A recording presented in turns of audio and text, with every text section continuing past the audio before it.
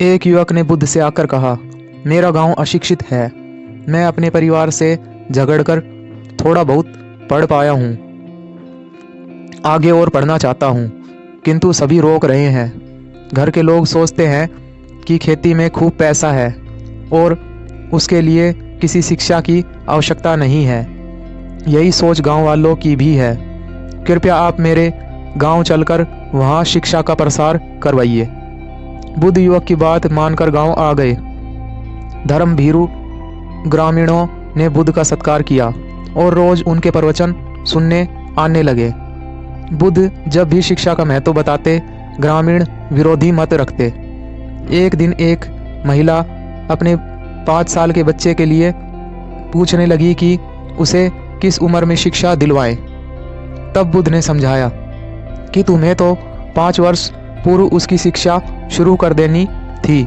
उसे क्या खाना है, क्या नहीं, कैसे व क्या बोलना है आदि बातें शुरू से सिखाओगी, तभी तो वह अपना उचित ख्याल रख सकेगा। बुद्ध की यह बात महिला सहित सभी ग्रामीणों को समझ में आ गई। उन्होंने अपने बच्चों को विद्यालय भेजना शुरू किया। यह समय वर्षा का था। युवक ने लोगों को जल संग्रहण की तकनीक बताई। अधिकांश ने उपहास किया, किंतु युवक अपना काम करता रहा। बुद्ध का सहयोग प्राप्त था, इसलिए किसी ने उसका खुलकर विरोध नहीं किया।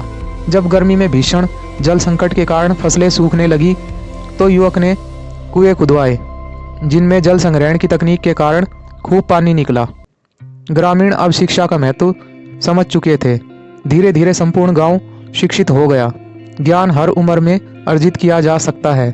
यही ज्ञान हमें जीवन में आने वाली समस्याओं के समाधान की राह सुझाता है। आम्रपाली बौद्ध काल में वैशाली के वंजी संघ के इतिहास प्रसिद्ध लिच्छवी राज नृत्यांगना थी। इनका एक नाम अम्बपाली या अम्बपालिका भी है। आम्रपाली अत्यंत सुंदर थी और कहते हैं जो भी उसे एक बार देख लेता वह उस पर मुग्ध हो जाता था। आजाद शत्रु उसके प्रेमियों में था और उस समय के उपलब्ध साहित्य में आजाद शत्रु के पिता बिम्सार को भी गुप्त रूप से उसका प्रणयार्थी बताया गया है।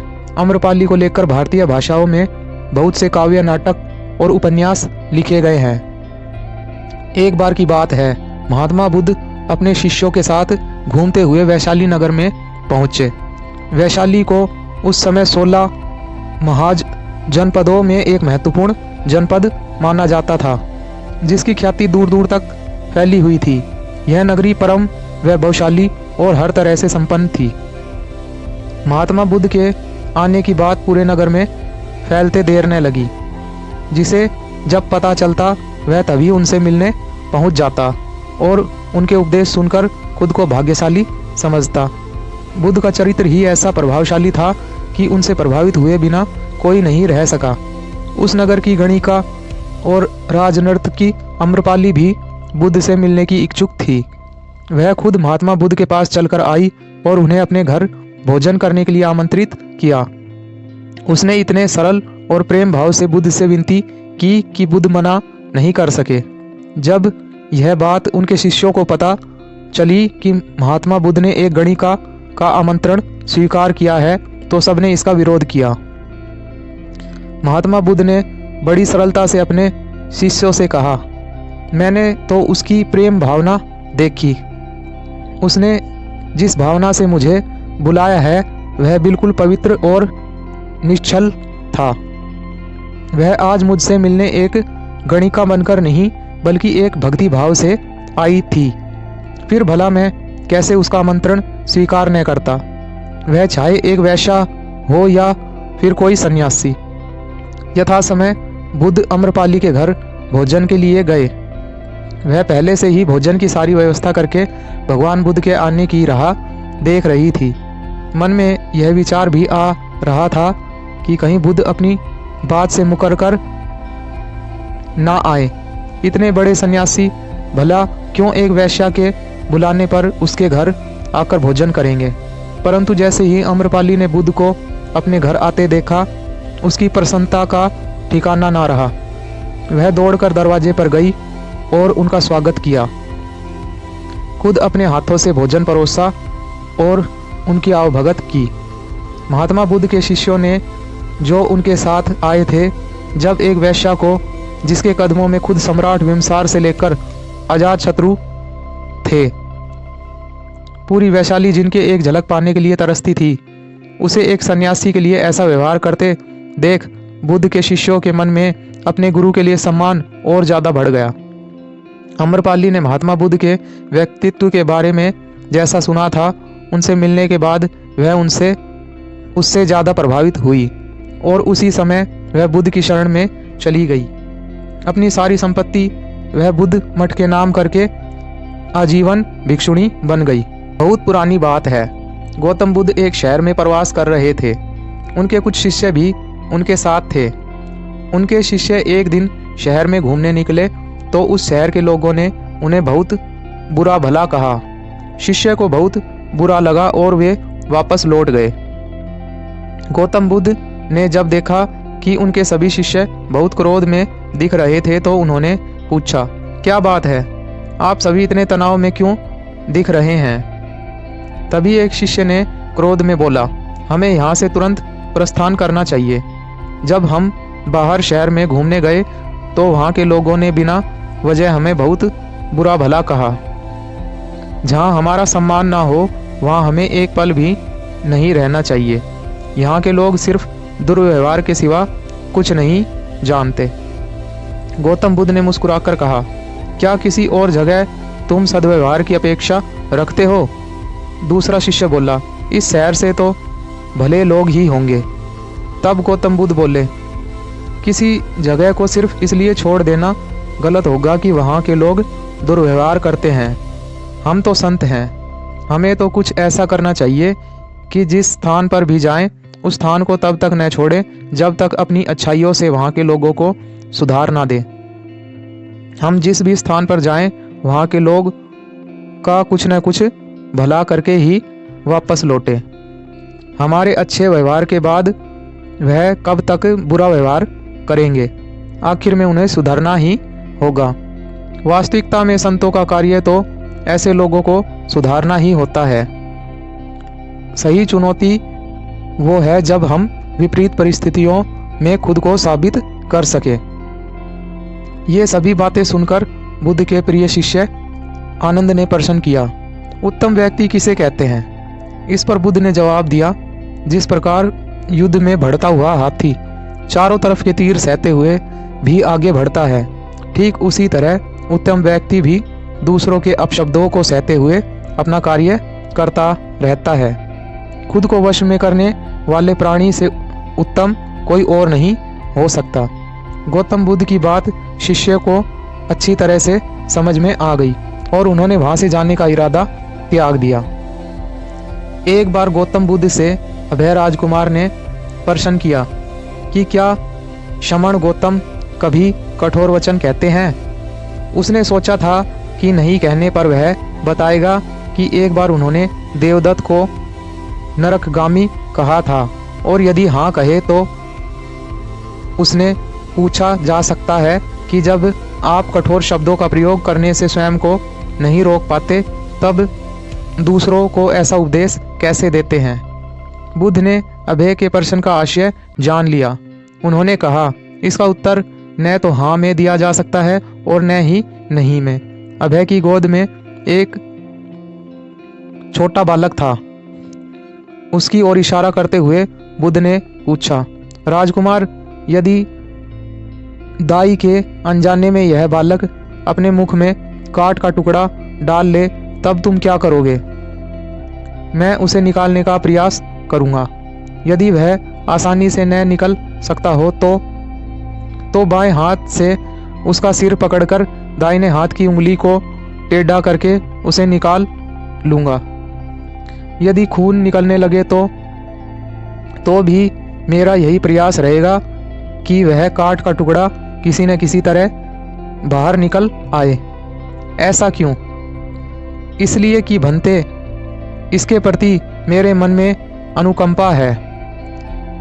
राजकुमार, ठीक इसी तरह तथागत जिस वचन के बारे में जानते हैं कि यह मिथ्या या अनर्थकारी है और उससे दूसरों के हृदय को ठेस पहुंचती है, तब उसका वे कभी उच्चारण नहीं करते। पर इसी तरह जो वचन उन्हें सत्य और हितकारी प्रतीत होते हैं तथा दूसरों को प्रिय लगते हैं, उनका वे सदैव उच्चारण करते हैं। इसका कारण यही है कि तथागत के मन में सभी प्राणियों के प्रति अनुकंपा है। एक बार वैशाली के बाहर जाते धम्म प्रचार के लिए जाते हुए गौतम बुद्ध ने देखा कि कुछ सैनिक तेजी से भागती हुई एक लड़की का पीछा कर रहे हैं। वह डरी हुई लड़की एक कुएं के पास जाकर खड़ी हो गई। वह हाँफ रही थी और प्यासी भी थी।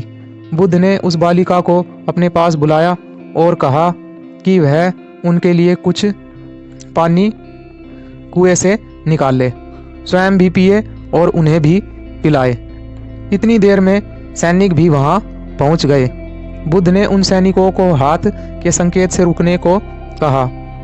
उनकी बात पर वह कन्या कुछ झेपती हुई बोली, महाराज, मैं एक अछूत कन्या हूँ। मेरे कुएं से पानी निकालने पर जल दूषित हो जाएगा। बुद्ध ने उससे फिर कहा, पुत्री, बहुत जोर की प्यास लगी है, पहले तुम पानी पिलाओ। इतने में वैशाली नरेश भी वहां आ पहुंचे। उन्होंने बुद्ध को नमन किया और सोने के बर्तन में केवड़े और गुलाब का सुगंधित पानी पेश किया। बुद्ध ने उसे लेने से इनकार कर दिया। बुद्ध ने एक बार फिर बालिका से अपनी बात कही।